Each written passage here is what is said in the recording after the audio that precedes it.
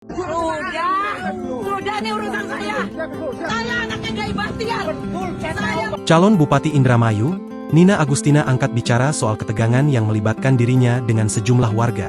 Kejadian yang terjadi di Desa Tegal Taman, Kecamatan Sukra, Kabupaten Indramayu pada Jumat, 1 November 2024, itu pun viral dan jadi sorotan warga. Perselisihan itu diduga dilatar belakangi karena Nina Agustina merasa dirinya diadang ketika melintas di wilayah setempat. Nina mengatakan, kejadian tersebut sebenarnya bukan kali pertama terjadi, melainkan sudah 4 kali.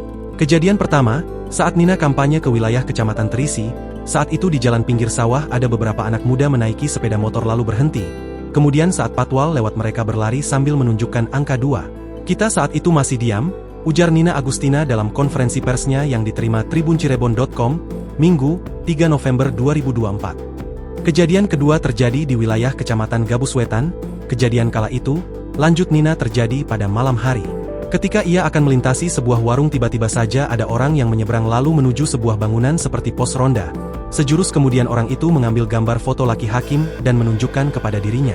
Ini maksudnya apa? Saya sampai bilang ke teman-teman patwal dan tim ses saya, ini jangan sampai terjadi apa-apa dan kita jadi anarkis, ujar dia. Kejadian terakhir di wilayah Kecamatan Sukra kemarin yang berujung viral.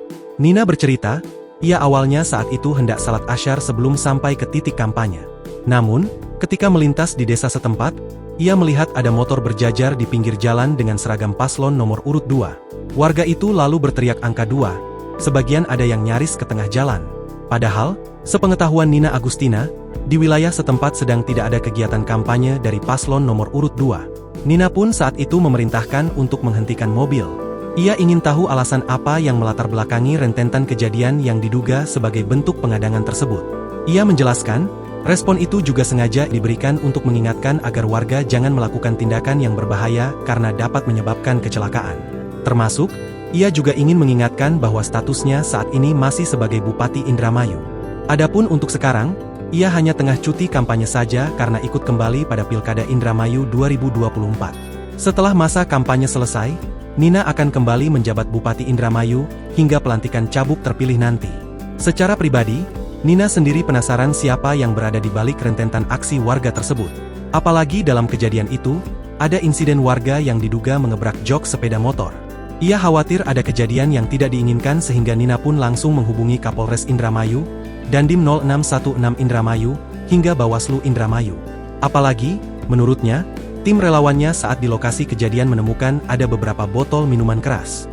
Di sisi lain, Nina turut mengajak khususnya kepada cabuk nomor urut 2, laki hakim apa ada masalah agar bisa diselesaikan secara baik-baik. Ia sendiri sebelumnya sudah mengajak untuk kolaborasi bisa terbangun dengan baik. Namun, laki hakim yang saat itu menjabat wakil Bupati Indramayu memilih untuk mundur. Jika Anda punya masalah pribadi, ayo sama-sama selesaikan dan bertemu dengan saya. Jangan menghancurkan Indramayu yang sedang membangun dan jangan memprovokasi masyarakat Indramayu dan tidak perlu menjelekkan saya, ujar dia. Di akhir, Nina menyampaikan bahwa klarifikasi tersebut sengaja ia sampaikan agar tidak ada lagi masyarakat yang diprovokasi dengan berbagai kejadian yang dipelintir oleh oknum yang tidak bertanggung jawab. Download Tribun X sekarang, menghadirkan lokal menjadi Indonesia.